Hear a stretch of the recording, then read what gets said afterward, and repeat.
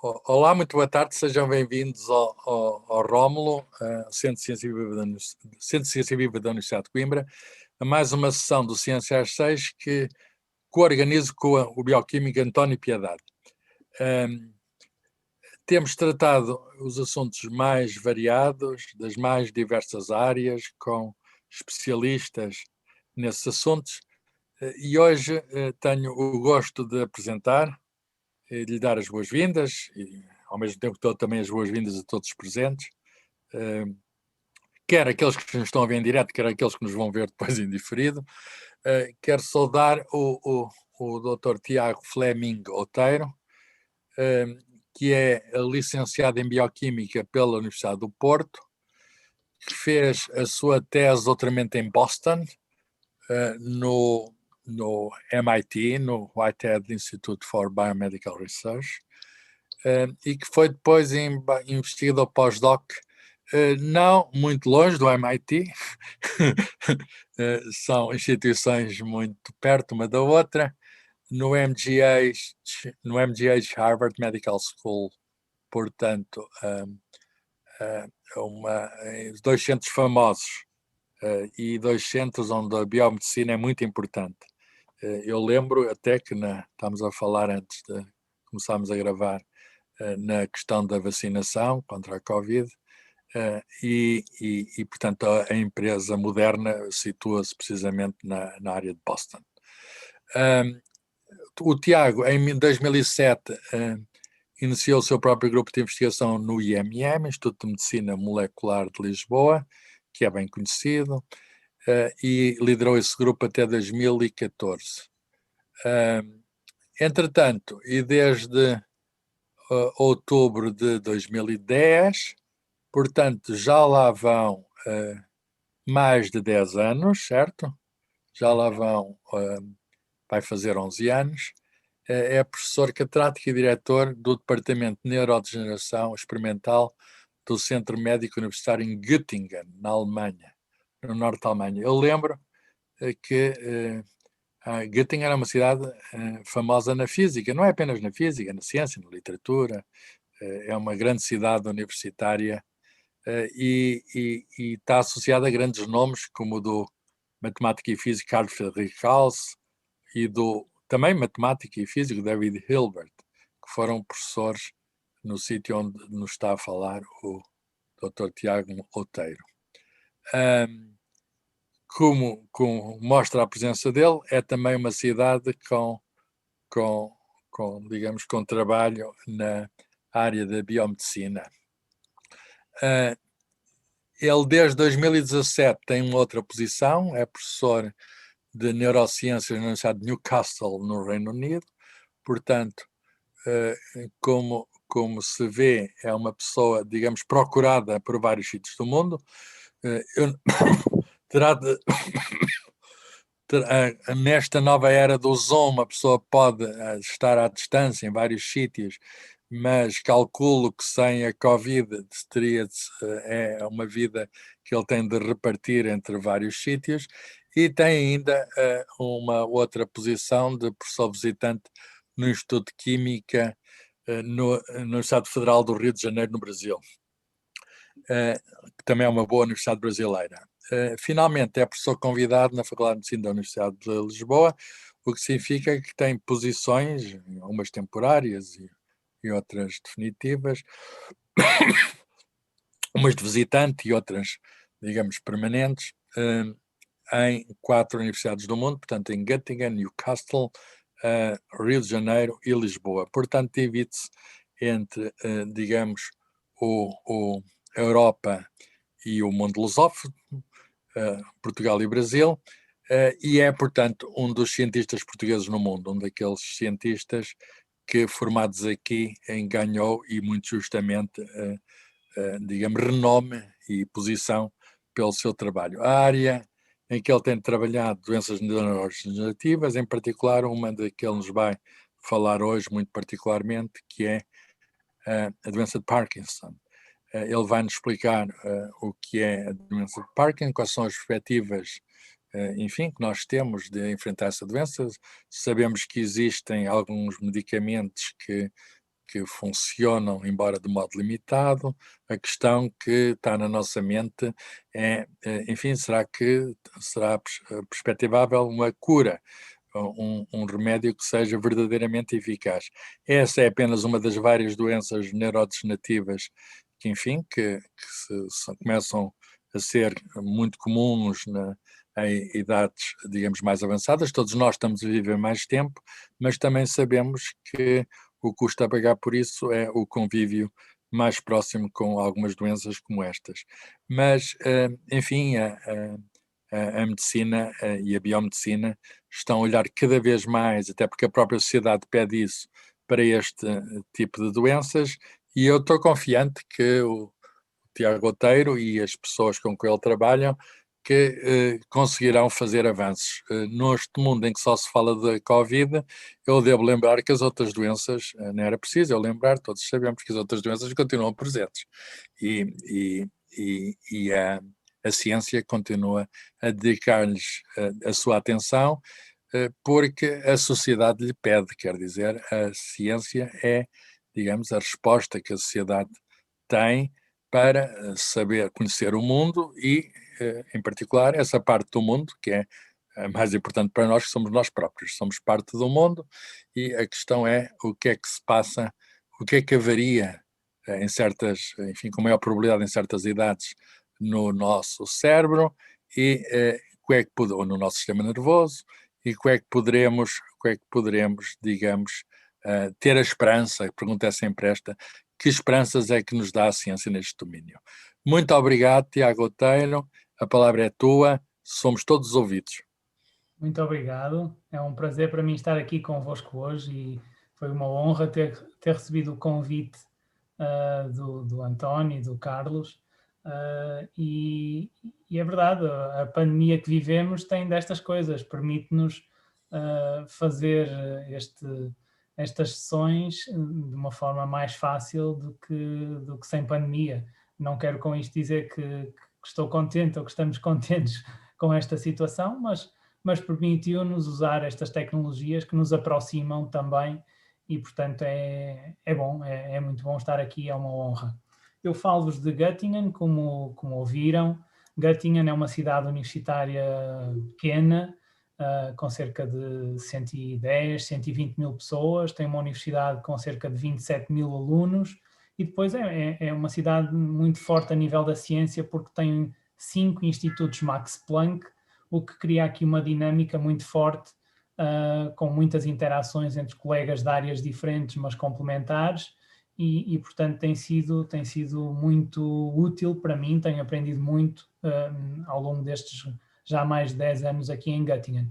E mostro-vos aqui apenas então alguns pontos de interesse, haveria outros, mas apenas alguns. Aqui o observatório, isto é um edifício que Gauss utilizou para fazer os seus estudos astronómicos, e é um edifício que pertence à universidade atualmente e, portanto, é usado para certos tipos de cerimónias e conferências. E depois aqui umas fotografias da Praça Central, que nos tempos pré-Covid e esperamos que pós-Covid possa vir a reunir gente aqui, aproveitar os dias de tempo menos cinzento, que também temos por aqui por Göttingen.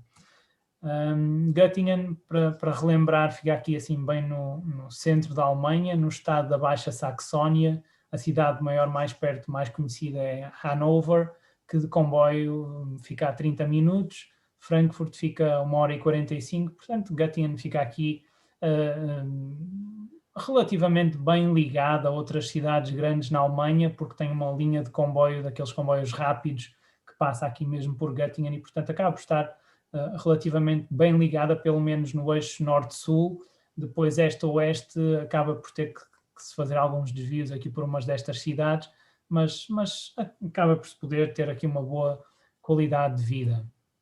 E eu sou originalmente do Porto, mais concretamente de Matosinhos, um adepto do Futebol Clube do Porto, que este ano, enfim, não vai dar uma alegria, mas dará o Sporting a outros, portanto, aqui só para ficar este ponto. E então, entrando aqui no tema da palestra, eu usei aqui uma brincadeira com as palavras para tentar ilustrar a situação atual que nós vivemos no contexto do estudo destas doenças neurodegenerativas e irei focar-me depois mais em particular na doença de Parkinson. No fundo, a minha investigação ao longo dos anos tem-se centrado no estudo de um processo que nós achamos que está relacionado com este processo que está aqui ilustrado de uma forma simples e que passa pela alteração das propriedades bioquímicas e biofísicas das proteínas, neste caso pela temperatura, mas nós achamos que noutros casos, em certas doenças, como certos tipos de cancro, na diabetes, em doenças neurodegenerativas, que ocorra um processo de alteração de propriedades das proteínas por motivos que nós ainda não conhecemos muito bem. E isso é aquilo que tem centrado, então, os interesses da investigação que nós fazemos. Nós estudamos doenças neurodegenerativas que afetam o cérebro, e só para deixar aqui, eu sei que haverá muitos físicos e matemáticos na audiência, deixar aqui alguns números que eu acho que podem ser interessantes.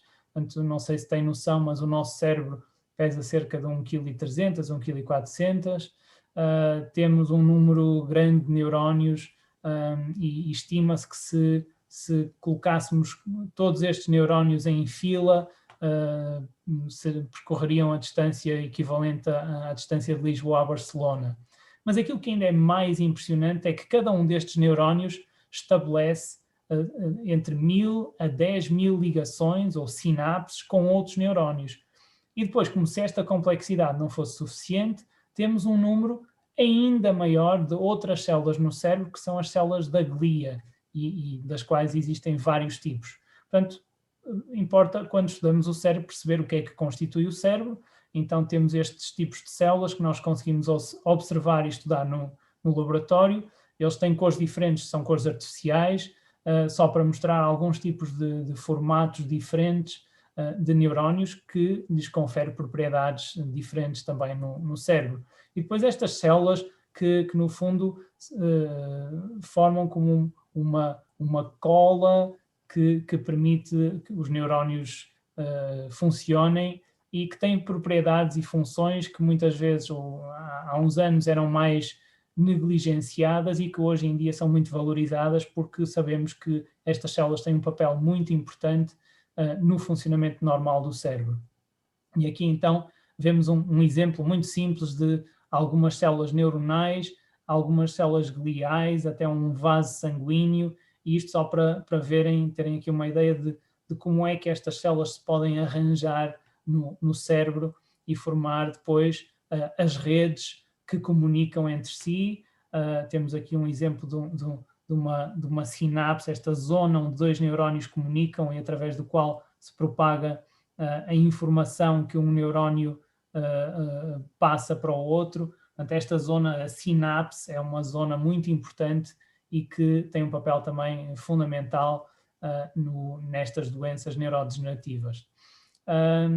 O cérebro não é um músculo, mas é um órgão que podemos trabalhar no sentido de maximizar o número de sinapses, o número de ligações que cada neurónio estabelece com os seus vizinhos. E isto é muito importante, é algo que nós hoje em dia referimos como sendo plasticidade neuronal, que é esta capacidade que nós sabemos que existe no cérebro e em algumas redes neuronais de se fortalecerem, de estabelecerem mais ligações com outros neurónios, e pensamos que é isto que se vai perdendo à medida que vamos envelhecendo e de uma forma mais acentuada quando ocorrem doenças neurodegenerativas. Portanto, aqui vem o exemplo de uma experiência feita por outros grupos, em que tem uma rede neuronal simples, com alguns neurónios. Depois de 2 semanas de estimulação, veem que a rede está fortalecida, e ao fim de 2 meses de estimulação, vem aqui um efeito muito claro, até de desenvolvimento dos terminais dos neurónios, o que é um sinal de que há uma comunicação mais forte entre estes neurónios.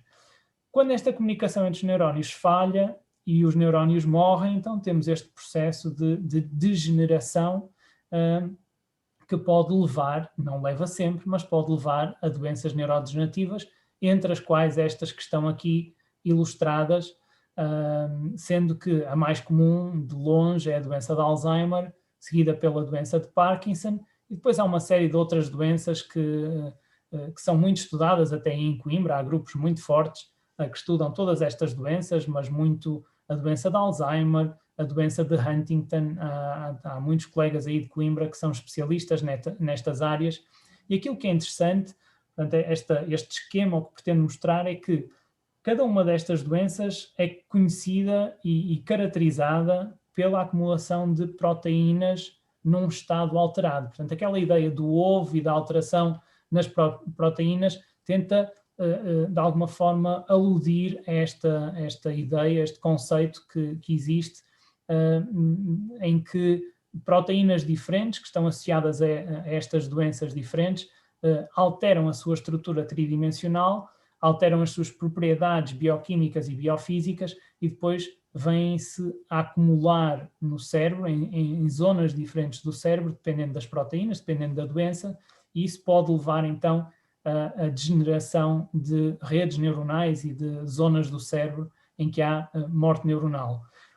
A doença mais comum, como eu dizia, é a doença de Alzheimer, descrita por Alois Alzheimer, já em 1906, e esta foi a primeira doente que ele descreveu. É uma demência, afeta um número muito grande de pessoas, que vai continuar a crescer, como o Carlos explicou, por causa do envelhecimento da população, e aqui antes desta senhora estar num estado mais avançado da sua doença, ela já reconhecia e dizia que se tinha perdido, e portanto há esta noção de que a pessoa deixa de ser quem é e que se perde, deixa de ter noção do mundo que a rodeia, e portanto é uma doença muito debilitante. Aqui para mostrar que de facto aquilo que acontece no cérebro com a doença de Alzheimer é algo terrível. Aqui vemos do lado esquerdo 2 cérebros, um cérebro de uma pessoa normal, sem doença, e do lado esquerdo o cérebro de uma pessoa que teve doença de Alzheimer. E da mesma forma vemos aqui uma fatia coronal de um hemisfério, de uma metade de um cérebro normal, de uma pessoa que não tinha doença neurodegenerativa, e do outro lado o cérebro de uma pessoa com doença de Alzheimer, em que vem uma diferença dramática, nomeadamente aqui nesta zona, que não sei se conseguem ver posso tentar pôr aqui o ponteiro laser.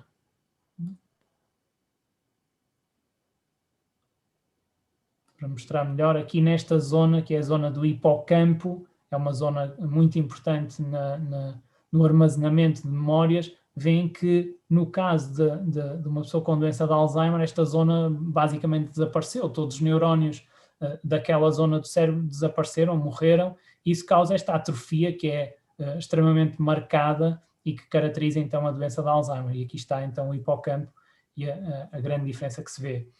As proteínas que se acumulam na doença de Alzheimer são estas placas de amiloide ou de beta-amiloide que se acumulam fora dos neurónios, e também aquilo que se chamam as tranças neurofibrilares, que se acumulam dentro dos neurónios.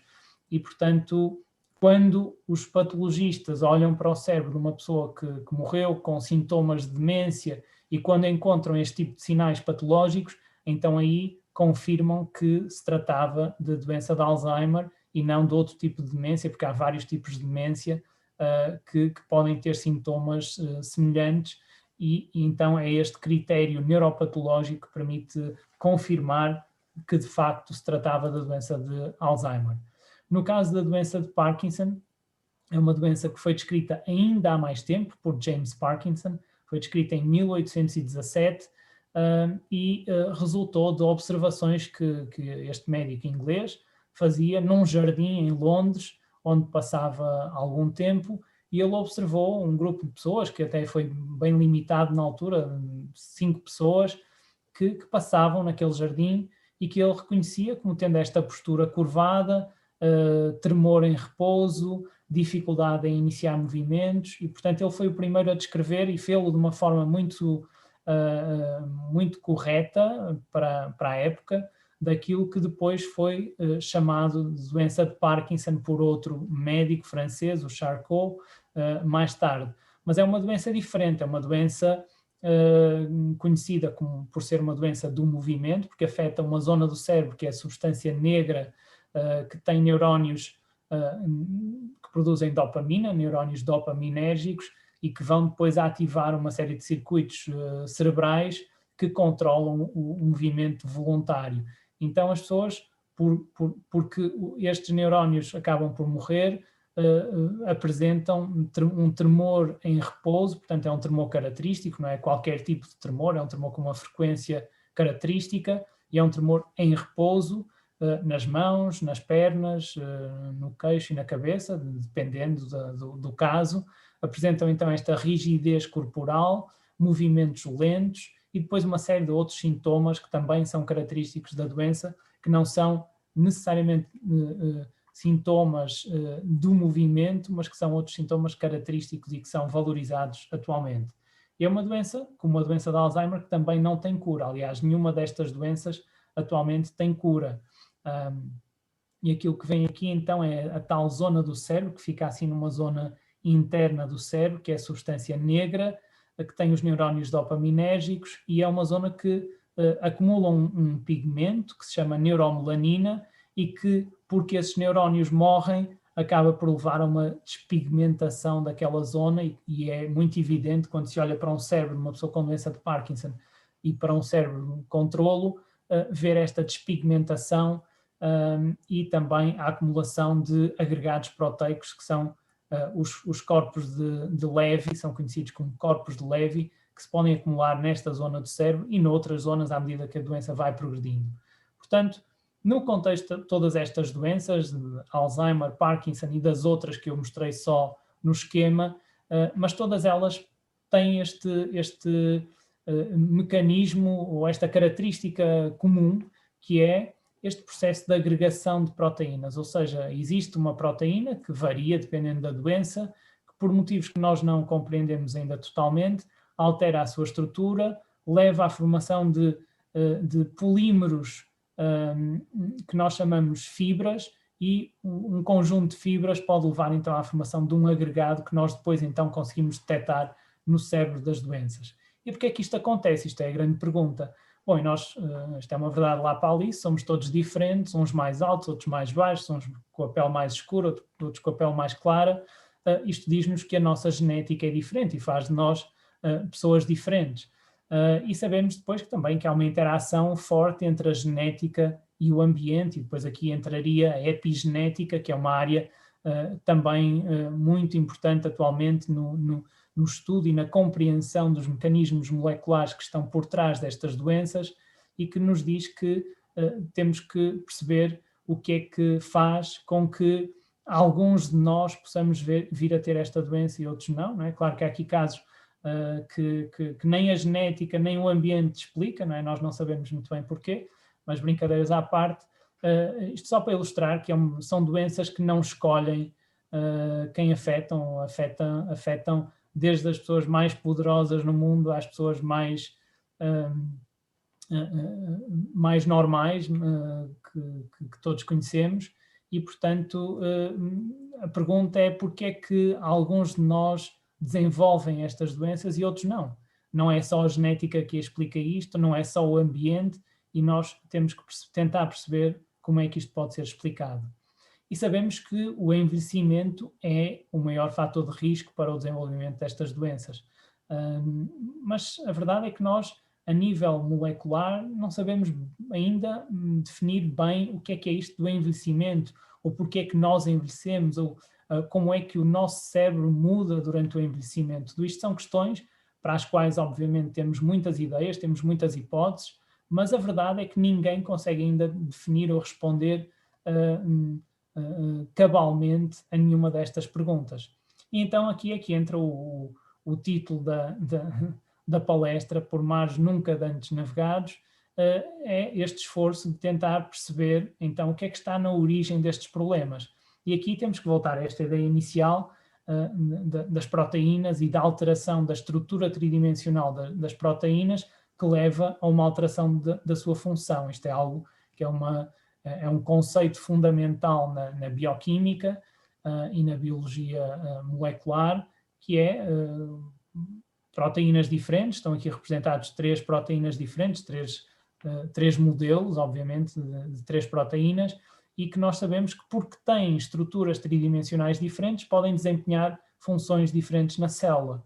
E nestas doenças e noutras, aquilo que acontece é então uma alteração da estrutura tridimensional que leva à formação de aglomerados proteicos, e nós pensamos que neste processo, então há por um lado a perda da função normal, porque estamos a alterar a estrutura normal da proteína, e por outro lado falamos também de um ganho de função tóxica, porque pensamos que estes agregados proteicos ou até intermediários, outras espécies que se formam antes da formação destes agregados, possam ter propriedades tóxicas, e que ambos estes processos de perda de função e de ganho de função possam contribuir para o desenvolvimento de estas doenças. E como é que nós estudamos estas doenças no laboratório?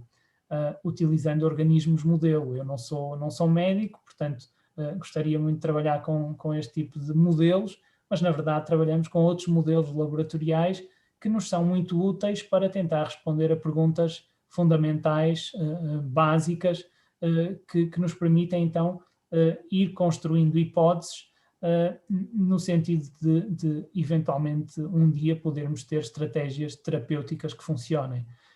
Com isto temos que considerar, no entanto, que todos os modelos estão errados, mas todos são úteis se forem utilizados da forma correta e se forem colocadas as perguntas corretas de acordo com o modelo. E ao longo dos anos eu tenho tido a sorte e também por opção ter trabalhado com modelos diferentes, desde células muito simples, como estas que estão aqui representadas nesta pequena fotografia, que são células de levedura, que são o mesmo micro-organismo que nós usamos para fazer pão, ou vinho, ou cerveja, mas que a nível laboratorial tem uma vantagem muito grande, que é serem um organismo que já é manipulado pelo homem há milhares de anos e, portanto, nós temos um conhecimento sobre o funcionamento destas células que é ímpar, é superior ao conhecimento que temos sobre qualquer outra célula eucariota. E depois utilizamos também organismos multicelulares, como estes pequenos nemátodos, são os pequenos vermes com cerca de 1 milímetro de comprimento, mas que já têm inclusivamente circuitos neuronais. Utilizamos a mosca da fruta, utilizamos ratinhos e ratos, e outros colegas usam até primatas não humanos. Portanto, há aqui é o conjunto destes modelos que nos permite compreender melhor como é que funciona a biologia. E nós, em particular, aqui no contexto da doença de Parkinson, interessamos por tentar perceber porque é que uma proteína que se chama alfa-sinucleína se torna tóxica na doença de Parkinson e como é que ela causa estas doenças, entre as quais se inclui a doença de Parkinson, mas que inclui outras doenças que se chamam sinucleinopatias. Portanto, perceber como é que esta proteína causa estas doenças. E nós temos ideias sobre a estrutura tridimensional da alfa-sinucleína através de técnicas de ressonância magnética nuclear. Foi possível obter este modelo da estrutura tridimensional da alfa-sinucleína em algumas condições, mas estes modelos acabam por ser limitados, porque eles esquecem que uma proteína não é apenas aquilo que está codificado pelo gene, não é apenas aquilo que está no núcleo das nossas células. As proteínas são mais do que isso. E o que eu quero dizer com isto é que as proteínas são projetos inacabados das células.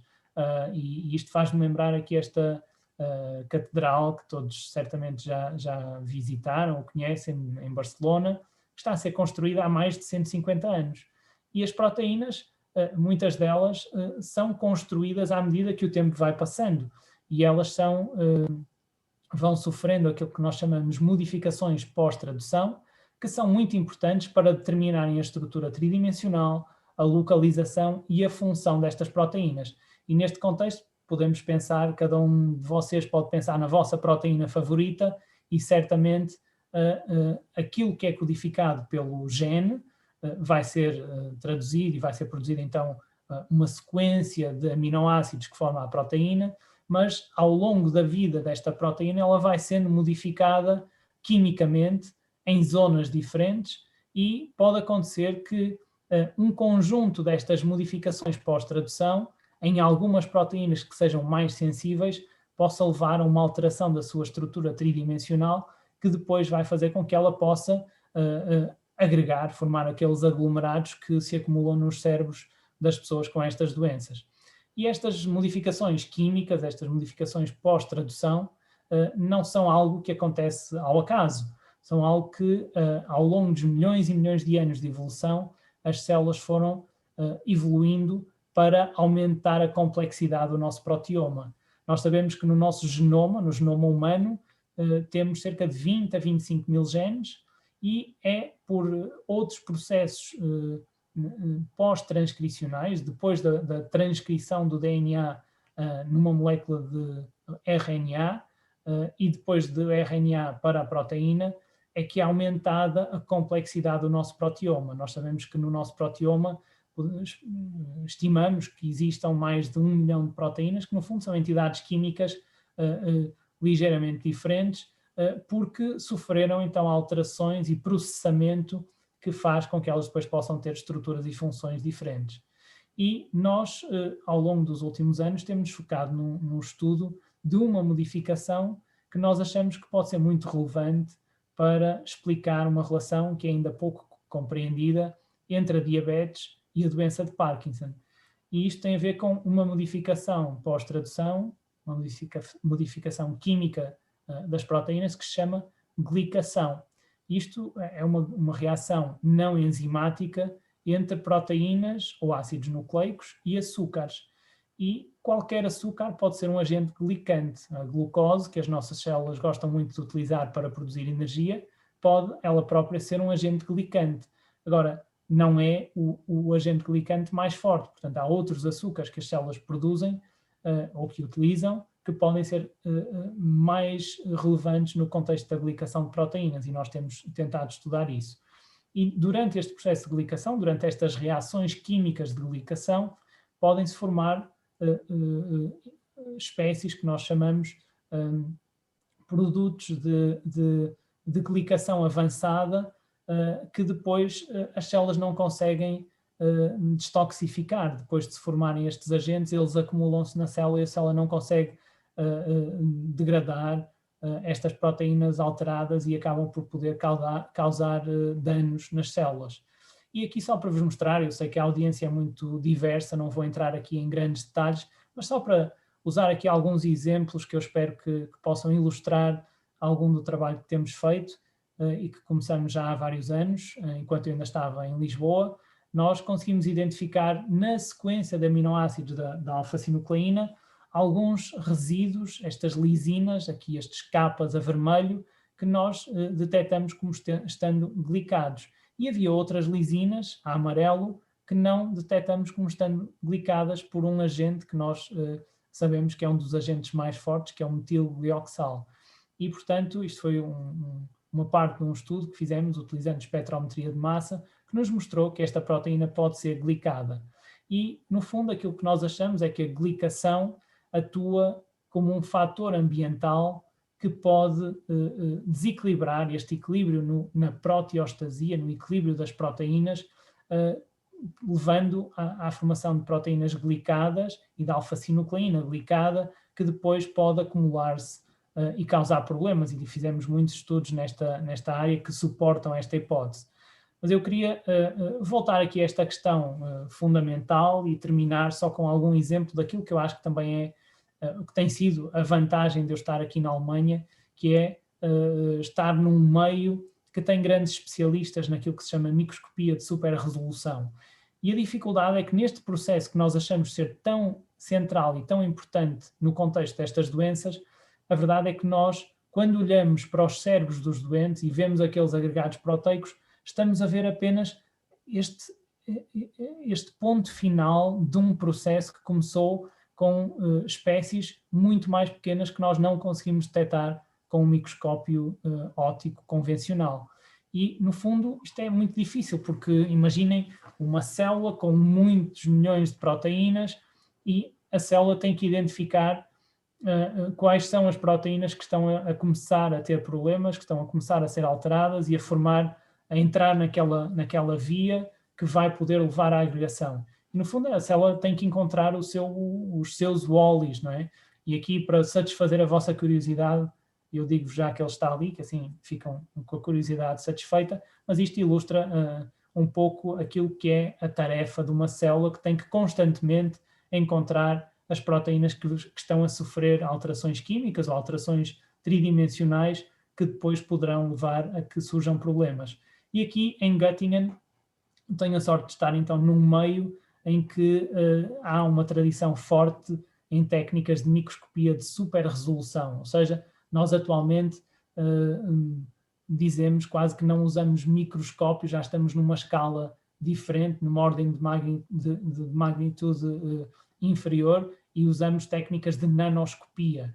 Isto é porque, obviamente, a natureza tem escalas diferentes e muitos de vocês que são físicos sabem muito bem que tipo de instrumentos têm que utilizar para observar os corpos celestes que existem por aí no universo, e quando queremos observar coisas dentro de uma escala submicroscópica, então temos que usar microscopia, que pode ser microscopia óptica, que nos permite já ter uma resolução importante para observar alguns tipos de células e de agentes, mas quando queremos ir para uma resolução mais próxima daquilo que seria necessário para observar aquelas proteínas que se acumulam, temos que entrar então na nanoscopia ou na microscopia eletrónica. A questão com a microscopia eletrónica é que o throughput, a capacidade de nos permitir obter resultados, ou a velocidade a que nos permite obter resultados é mais lenta, porque é uma técnica que exige um processamento muito maior. E, portanto, qualquer técnica que nos permita acelerar este processo vai nos permitir avançar com este tipo de experiências. E a microscopia óptica é limitada por esta equação de Ernst Abbe. Esta escultura está na Universidade de Jena, na Alemanha, e diz-nos que o limite de resolução do microscópio óptico é cerca de 250 nanómetros, ou seja, dois objetos que estejam mais próximos do que 200 ou 250 nanómetros aparecem como um único objeto. E esta dimensão, esta escala, é demasiado grande para nos permitir ver aqueles agregados, aqueles pequenos agregados iniciais que nós achamos que são até mais relevantes do que os agregados finais que se acumulam no cérebro. E aqui, então, tradicionalmente, Göttingen é forte porque temos a sorte de ter aqui entre nós um colega, que é o Stefan Hell, um físico que estendeu aquela equação de Ernst Abbe para ultrapassar aqui o limite de resolução do microscópio óptico, e por isso foi atribuído o Prémio Nobel em 2014. E basicamente o que esta técnica permite fazer é passar deste tipo de imagem confocal, que é uma imagem já com muito boa resolução, para este tipo de imagem em que nós conseguimos ter então uma resolução muito superior, que nos permite distinguir objetos e partículas muito menores que existem dentro da célula, e depois então colocar perguntas sobre os efeitos que estas partículas podem ter dentro da célula. E aqui, só para ilustrar, o trabalho feito por nós, que já publicamos há alguns anos, em que vemos, de facto, que células humanas que produzem aquela proteína alfa-sinucleína associada à doença de Parkinson, nós, com este tipo de técnicas, conseguimos ver espécies com tamanhos e morfologias muito diferentes, e isto tem sido um grande avanço na compreensão dos mecanismos moleculares por trás desta doença. Portanto, onde é que nós estamos? Atualmente, nós vivemos um tempo em que os sintomas clínicos podem ser detectados pelos especialistas, os neurologistas, e estes sintomas clínicos estão associados a alterações naqueles circuitos que eu mencionei, no caso da doença de Parkinson, aquela zona do cérebro, a substância negra, que morre e deixa de permitir o funcionamento normal destes circuitos. E no caso da doença de Parkinson temos até terapias que tratam alguns dos sintomas. Agora, o problema é que nós conhecemos ainda pouco sobre as causas. Melhor, conhecemos muito, temos evoluído muito, mas continua a ser muito pouco. E é aqui que eu penso que temos que investir muito e aprender que, como aconteceu agora na pandemia, quando investimos em força, conseguimos ter resultados e se houvesse um investimento semelhante àquilo que tem acontecido, ou que aconteceu agora, obviamente por motivos óbvios, ninguém questiona, mas semelhante àquilo que aconteceu nesta pandemia, provavelmente seríamos capazes de ter avanços também muito significativos nesta área das doenças neurodegenerativas, que é uma área muito complexa, mas é aqui neste sentido que nós queremos ir e para isso precisamos de perceber então em detalhe este processo de agregação de proteínas e os efeitos desta agregação num contexto celular. Portanto, quando é que teremos a cura? Bom, essa é a pergunta que todos gostaríamos de responder.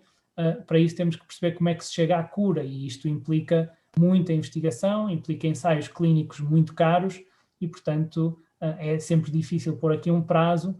O que sabemos é que temos evoluído muito e que, apesar de ser difícil, não é impossível e portanto, encontrar a cura há de ser possível. É um trabalho que irá requerer um esforço conjunto de muita gente e investimento, mas que eu penso que iremos conseguir alcançar. Portanto, eu gosto sempre de deixar uma mensagem de esperança, no sentido que acredito que um dia vamos ser capazes de fazer algo de mais significativo por aqueles que sofrem destas doenças. E por fim, deixar aqui uma palavra de agradecimento às pessoas que têm trabalhado comigo. Muitas delas têm mudado, obviamente, ao longo dos anos. Isto é uma fotografia já do final do ano passado, muitas caras ainda estão aqui connosco no grupo, algumas já saíram, e agradecer aos colegas que têm sido colaboradores importantes, às fontes de financiamento, e agradeço a todos também pela vossa atenção, dizendo que obviamente não preciso de vos dizer a vocês que estão aí, se calhar a maior parte, que se pode fazer boa ciência em Portugal e que é importante conhecermos quem são os cientistas portugueses, que não são só estes, não é, que toda a gente acaba por conhecer, mas que há muitos cientistas, e estes, eu peço desculpa por estar aqui focado só na área das ciências biomédicas, mas há muitos cientistas de renome internacional que estão ou estiveram em Portugal e, portanto, eu acho que devemos promover estas pessoas que têm feito um trabalho muito importante e que merece ser reconhecido. Portanto, aqui são apenas algumas caras que eu deixo para ilustrar alguns dos nomes importantes na ciência biomédica. E agradeço a vossa atenção, estou ao dispor para uns minutos de discussão, se tiverem tempo. Portanto, muito obrigado a todos. Muito obrigado, acho que foi extremamente claro, uma perspectiva que coloca o problema, digamos, no seu quadro geral e que depois integra aí o trabalho que tem sido desenvolvido no próprio grupo e que nos ajudou a todos a perceber em que sítios estamos do melhor conhecimento dessa doença e, portanto, dessa cura que todos ansiamos para essa doença. E é, portanto, a altura de haver diálogo com o nosso convidado e eu pergunto se alguém da nossa audiência quer tomar a palavra e dirigir alguma pergunta. De Portugal para Göttingen. Ou de outro sítio onde estejam, poderão colocar alguma questão que sempre quiserem perguntar, quer sobre esta doença, quer sobre processos neurodegenerativos em geral. Posso fazer uma... Sim, se faz favor, quem é? É António Piedade. António Piedade, diz. Muito obrigado, Tiago, pela tua muito clara e até com um toque de humor, que é sempre muito importante em ciência também, que nos ilustrou, como o professor Carlos Filhais disse, o quadro geral e alguns detalhes moleculares, desafios das fronteiras do conhecimento. Algo que eu me tenho interessado nos últimos anos e que tu focaste é exatamente o papel das células da glia que podem ter ou não nesta doença e noutras neurodegenerativas. A cura pode passar pelo envolvimento, tendo como alvo as células da glia? É uma ótima pergunta e de facto há muita investigação a ser feita nessa área, porque há alguns tipos de células da glia que têm um papel muito importante na resposta, fazem parte, se quisermos chamar o sistema imunitário do cérebro, e que tem um papel muito importante na resposta inflamatória, que é algo que é característico de todas estas doenças. Portanto, há muito interesse e muita gente a estudar porque é que estas células nestas doenças parecem estar sobreativadas. Nós sabemos que algum tipo de inflamação é uma resposta normal, mas quando a inflamação é persistente, aí pode levar a problemas e não sabemos se contribui ou se despoleta a doença ou se é uma consequência da doença, mas há muito interesse em tentar modular a atividade dessas células da glia no sentido de reduzir pelo menos alguns efeitos que sabemos que ocorrem durante a doença. Portanto, é de facto uma área com um potencial grande. Muito bem. Temos aqui duas perguntas. Uma chegou-me aqui online e outra será colocada ao vivo pela autora. A primeira é de Carla Neves, sobre o fator alimentação. Tem sido estudado esse fator? Falaste de epigenética, é um fator epigenético, o tipo de alimentação. Qual é a influência no desenvolvimento de Parkinson? Também é uma questão que tem sido muito estudada. É uma lotaria? Nós e muitos grupos, muitos outros grupos, têm estudado fatores alimentares que podem ter um papel importante, nomeadamente se funcionarem como antioxidantes. Sabemos que a oxidação e a inflamação são características nesta doença, portanto, componentes antioxidantes que estão presentes em certos alimentos podem ser importantes. A cafeína, e há um grupo importante em Coimbra, do Rodrigo Cunha, e outros grupos em Lisboa, que têm trabalhado muito sobre a cafeína como sendo uma molécula que é um antagonista dos receptores A2A, que existem até no estriado, no cérebro, numa zona que é controlada pela substância negra, e portanto sabemos que de facto há uma interferência, há uma relação entre nutrientes e alguns mecanismos moleculares. Não compreendemos ainda em detalhe para dizer que somos capazes de usar toda essa informação e que conseguimos prevenir a doença, mas sabemos que há uma relação que vale a pena explorar e compreender em maior detalhe no futuro. Muito bem. Pela palavra à Maria Alvira, que não sei se está em Berkeley, se está em Lisboa. Não se ouve, Alvira. Olá, Carlos. Olá. Olá. Olha, eu ainda estou em Portugal, só vou na fall para Berkeley, por questões de visto, etc., e questões da Covid. Mas, olha, o que eu gostaria de dizer era cumprimentar o Tiago, já não o via há alguns anos. Nós fomos colegas nos Estados Unidos, tenho acompanhado o seu percurso e de facto estou muito orgulhosa. E gostei imenso desta palestra, foi muito clara e muito ilustrativa, de facto, da qualidade do Tiago. Agora, o que eu gostaria de perguntar, tenho três questões. Uma é se o Parkinson é hereditário.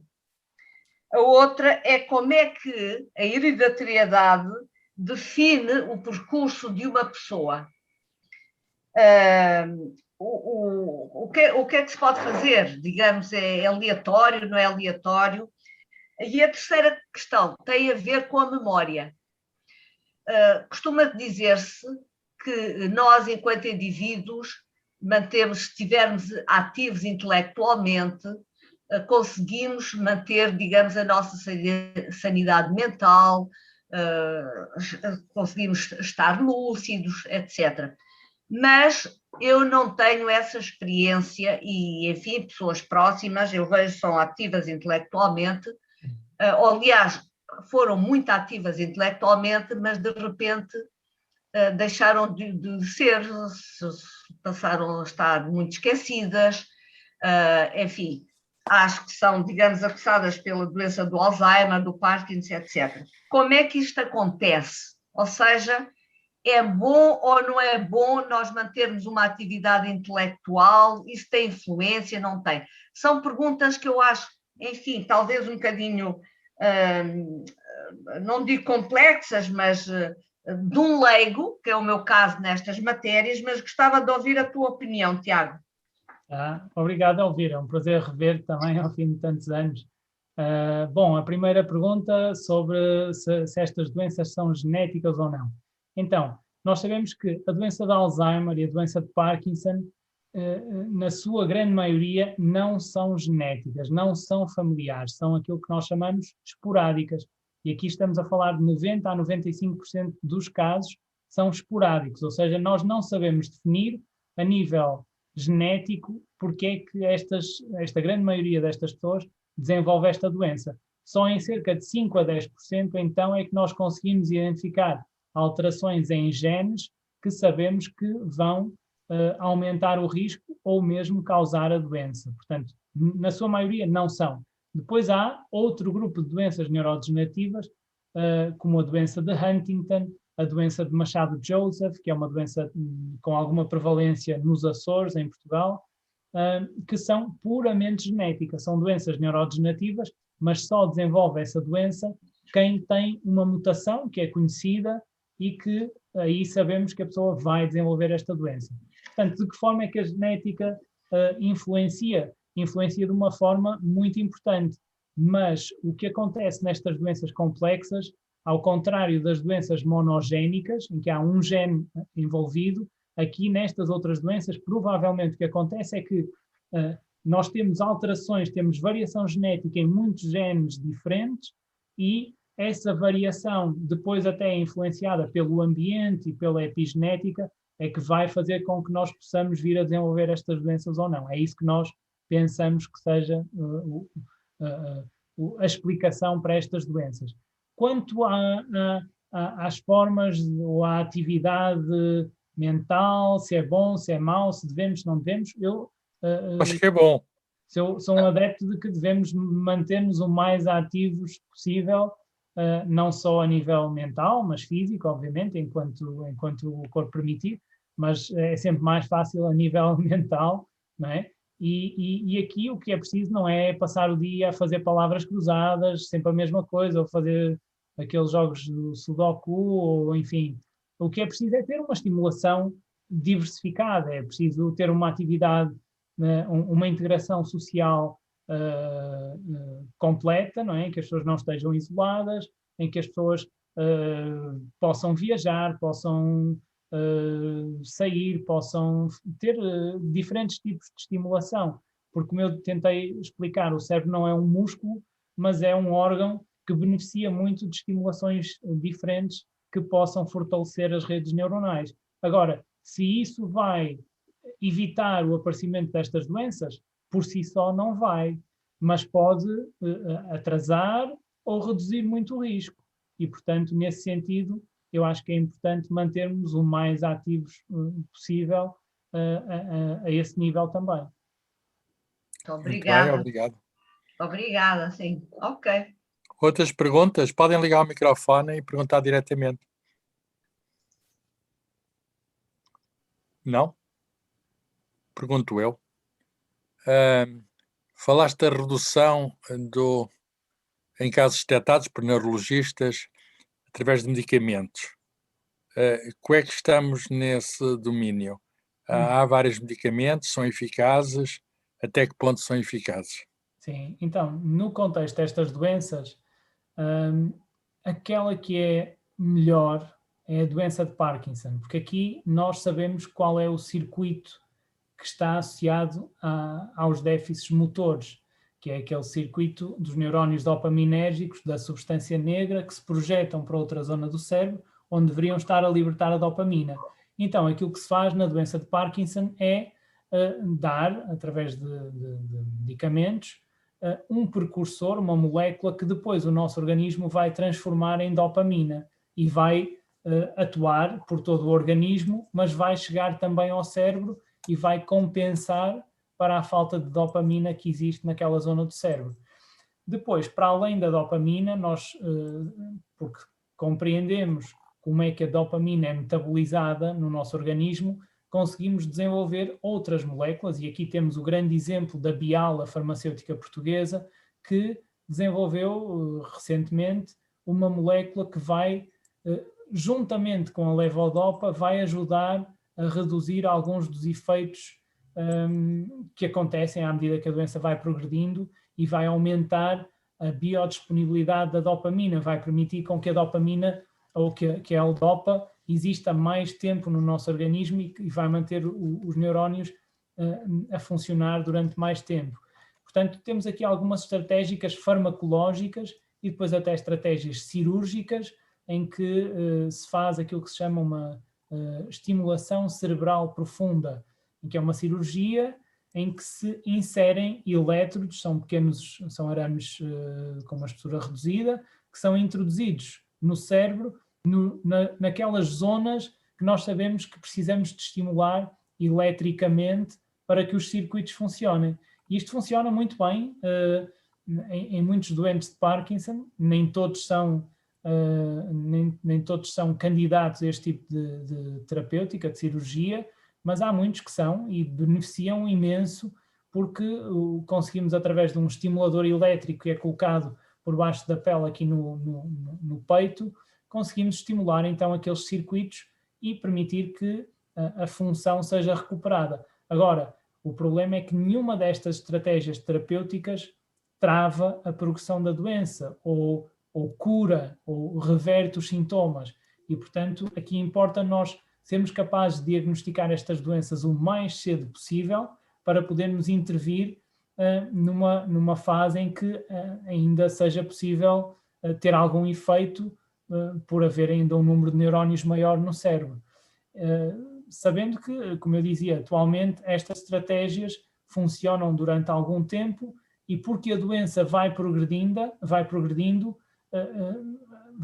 vão surgindo outros sintomas que não conseguimos ainda evitar, mas a esperança é que um dia sejamos capazes de atuar mais cedo e de uma forma mais preventiva para evitar que a doença progrida ou apareça. Portanto, é possível encontrar biomarcadores antes que apareçam sintomas visíveis, digamos, digamos... Há muita investigação nessa área, na procura de marcadores no sangue ou no líquido cefalorraquidiano, que se obtém através de uma punção lombar, porque é o líquido que banha o cérebro, e portanto há muita investigação nessa área também, no sentido de identificarmos sinais que nos digam que alguma coisa pode já não estar bem e que seja um sinal prematuro de que vá surgir a doença. No caso da doença de Parkinson também conhecemos outros sinais, como alterações no sono REM. O sono, nós sabemos, durante o sono nós passamos por vários estadios e há uma fase do sono que é o chamado sono REM, em que há movimentos oculares rápidos e sabemos que os doentes de Parkinson têm até anos antes de terem os sintomas motores característicos, já têm alterações nesta fase do sono. São pessoas que têm um sono muito agitado, um sono violento, em que lutam, em que dão murros e pontapés, e, portanto, são sinais que são valorizados também, que nos podem ajudar a perceber se alguém tem um risco aumentado para o desenvolvimento destas doenças. Nas outras doenças é mais difícil. Há alguns outros marcadores também que estão a ser estudados e proteínas que podem ser medidas no líquor e eventualmente noutros tecidos, mas ainda não estão tão estabelecidos. Na doença de Alzheimer sim, mas noutras ainda não. Sobre a eventual cura, pareceu-me que tinhas bastante esperança, que manifestaste que era uma questão de investimento, de concentração de esforços, etc.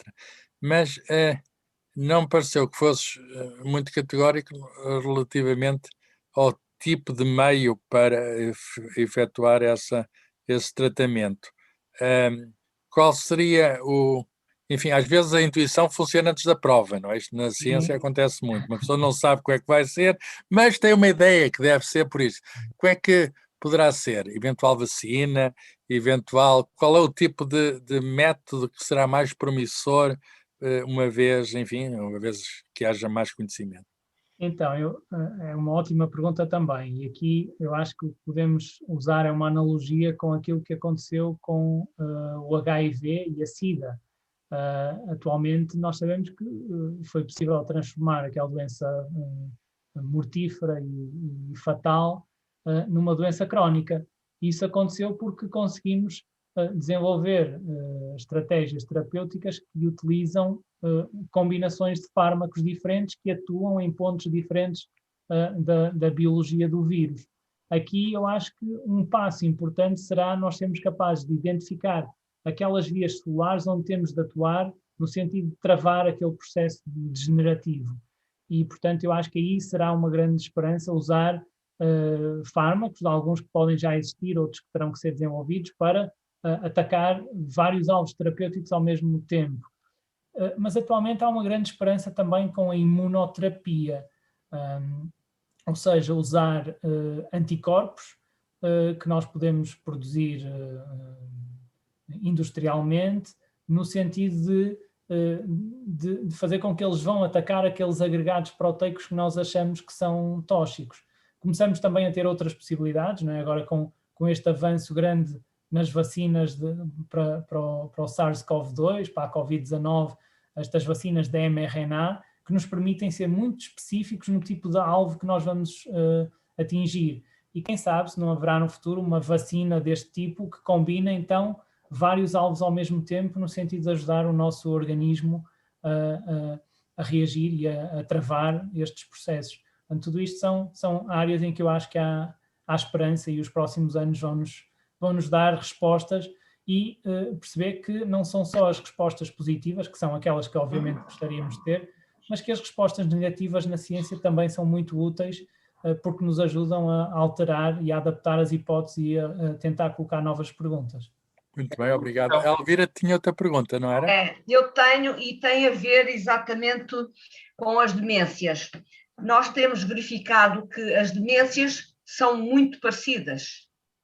E eu gostava de saber como é que nós conseguimos distinguir essas doenças. Por exemplo, o Alzheimer, da corpus levi, etc. Como é que se faz? Está a ver? É só depois das pessoas morrerem, porque o que eu noto é que elas são extraordinariamente parecidas e, no entanto, há várias formas de demências. Tens alguma resposta para isto? Há critérios clínicos que permitem distinguir as doenças e alguns sinais que os especialistas conseguem usar e, enfim, uma série de critérios que seguem para tentar perceber se a doença é Alzheimer ou outro tipo de demência. Não são infalíveis e nós sabemos que mesmo o clínico mais experiente falha 20% a 30% das vezes. E, portanto, muitas vezes só depois da morte, quando se faz um exame neuropatológico, é que se consegue mesmo dizer, olha, era esta doença ou era aquela. Porque o problema é que muitas vezes estas doenças não são tão puras quanto nós idealizamos. E uma doença uma demência com corpus de Levy muitas vezes sobrepõe-se também, mistura-se com doença de Parkinson ou com a doença de Alzheimer, e portanto isso complica a tarefa dos clínicos, e portanto precisamos também de meios de diagnóstico adicionais, quer de imagem cerebral, quer de os biomarcadores que nos podem ajudar a confirmar alterações que sejam específicas de cada uma destas doenças, mas é uma tarefa que não é fácil, mas há atualmente guidelines das várias associações que se dedicam e sociedades científicas que se dedicam a estas doenças, que ajudam os clínicos a seguirem as suas guidelines no sentido de distinguirem estas doenças. Muito bem. Okay. Tenho aqui duas perguntas interessantes. Tenho aqui duas perguntas que são interessantes, que estão colocadas no chat.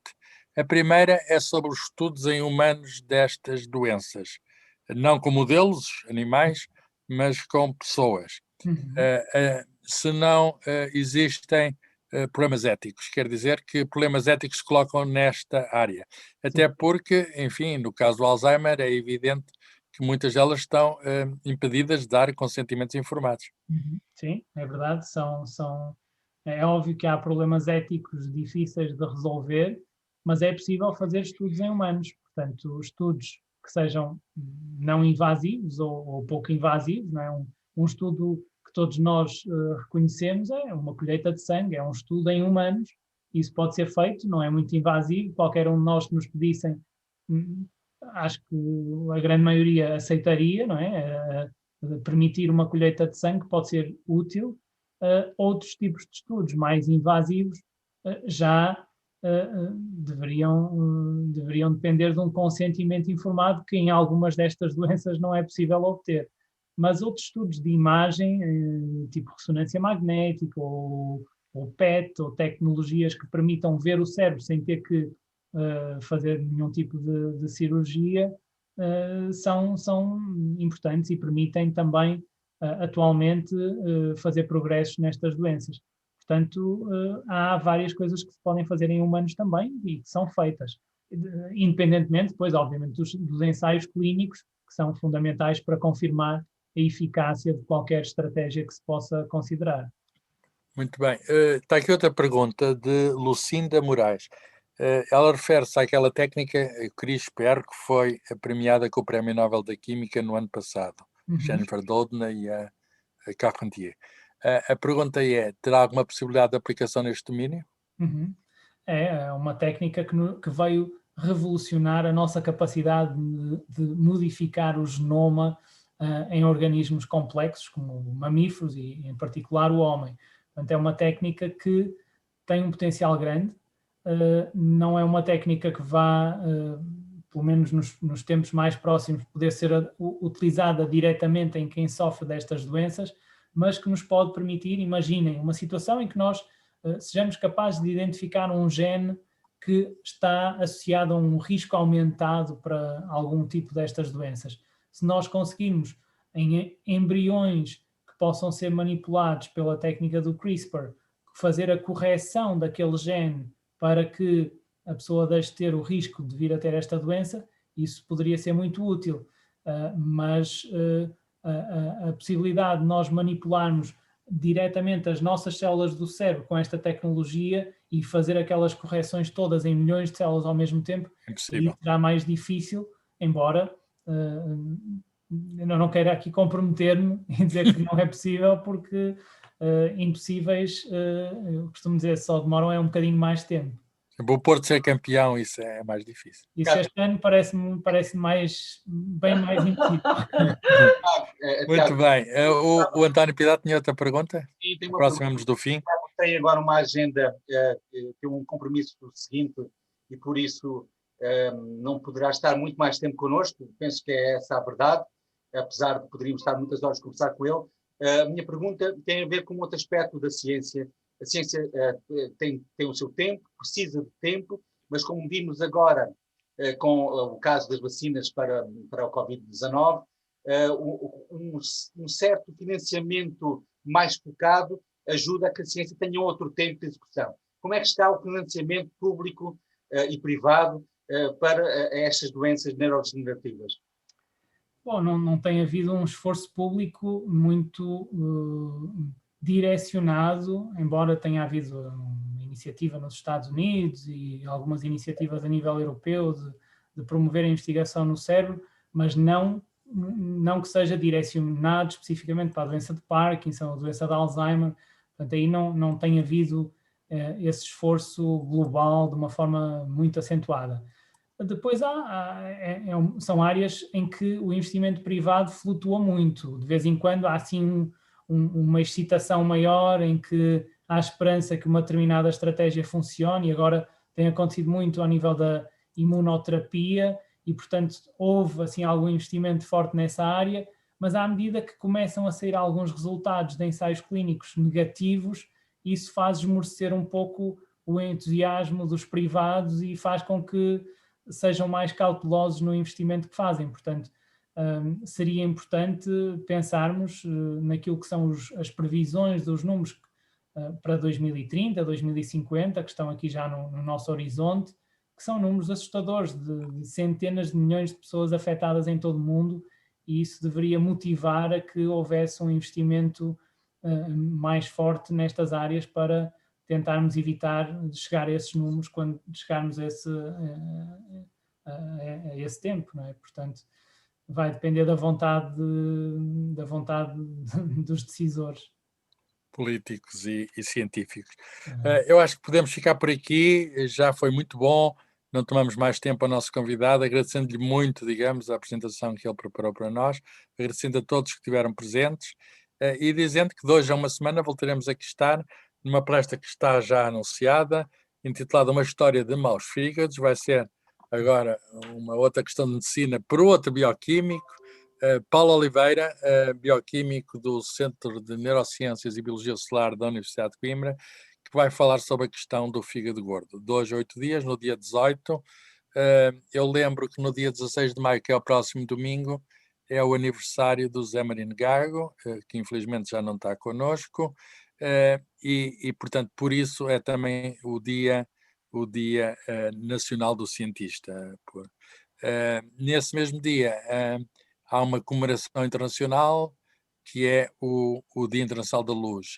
Quando foi o Ano Internacional da Luz, em 2015, as Nações Unidas disseram que a partir daí passou a haver um novo dia dedicado à luz, que tem a ver com o acendimento do primeiro laser em 1960, foi no dia 16 de maio.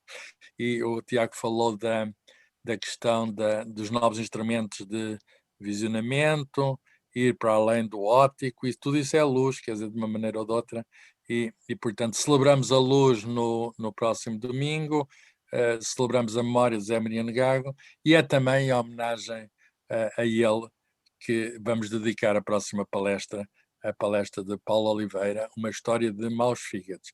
Obrigado, Tiago, obrigado a todos. Obrigado. Ficamos por aqui, esta palestra vai ficar arquivada no Rómulo, Centro de Ciência Viva da Universidade de Coimbra. Obrigado. Deus. Boa noite. Obrigado. Obrigada.